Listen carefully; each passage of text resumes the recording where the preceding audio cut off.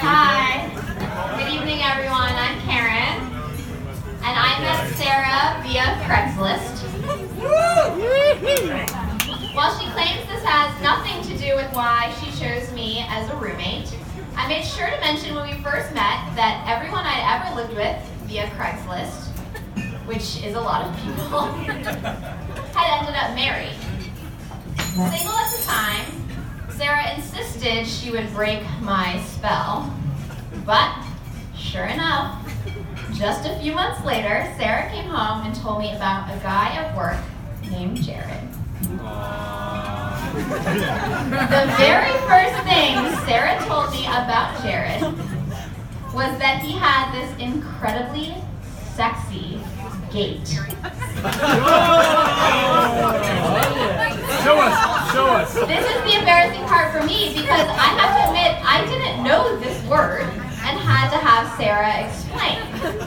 So now, for the rest of my life, whenever I hear the word gait, I will be blessed with the image of Jared's sexy swagger and Sarah's subsequent swoon.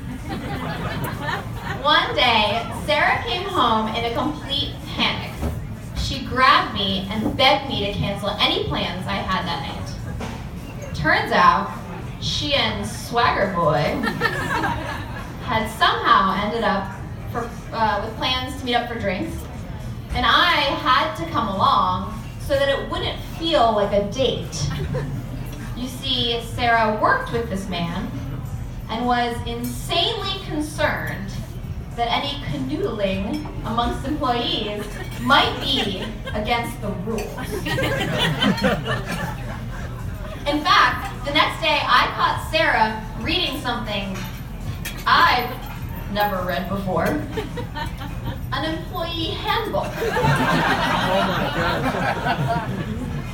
Sarah read this thing cover to cover twice, and after determining that there was no official rule against it, still decided they'd keep any relationship between them under wraps. And they did. So much so that about 6 months later, I walked in on a conversation between Sarah and Jared in our living room where they seemed stressed. Jared said to me, I have to drive 5 hours for a trip with my boss this weekend. And I know he's going to ask me about my dating life, so we're debating what to say. I paused. Don't you two eat lunch together every single day? Yes. And arrive and leave together most days? Yes. Yeah, I said. They know.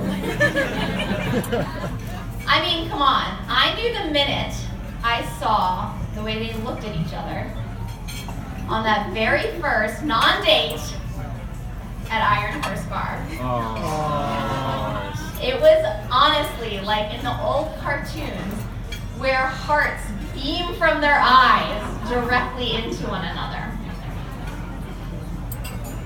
The best part is that's still exactly how they look at one another today. And having lived with Sarah, I can attest that it's how they look at each other when they are cooking dinner together, when they're planning their next camping trip together. Even when Sarah's packing up 2 books, a cardigan, and a journal for a walk around the block, and Jared's waiting patiently at the door, there are still laser love eyes like you would not believe. It's a love so glaringly obvious that I don't feel the need to try and explain or prove its intensity merely via my own observations. Anyone can see within minutes of knowing them. And many of us have stood witness to it for over 5 years now. So, instead of attempting to list each incredibly sweet moment I've witnessed, I will simply leave you with my wishes for their marriage. Sarah and Jared. May you enter each day together with Sarah's almost childlike zest for the small wonders of life. May you encounter each challenge with Jared's lightning fast, dry humor. May you show each other the patience that Sarah shows her puzzles. And the loyalty Jared shows his Dallas Cowboys.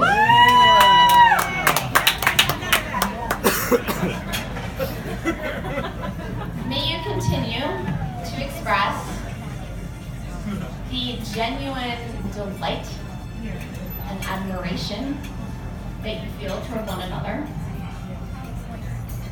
Most of all,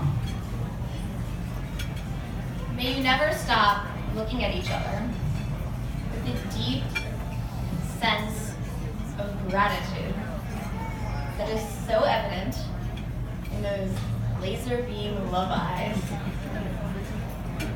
Because truly, I cannot think of two people more lucky, and yet I can't imagine two people more deserving. To Sarah and Jared.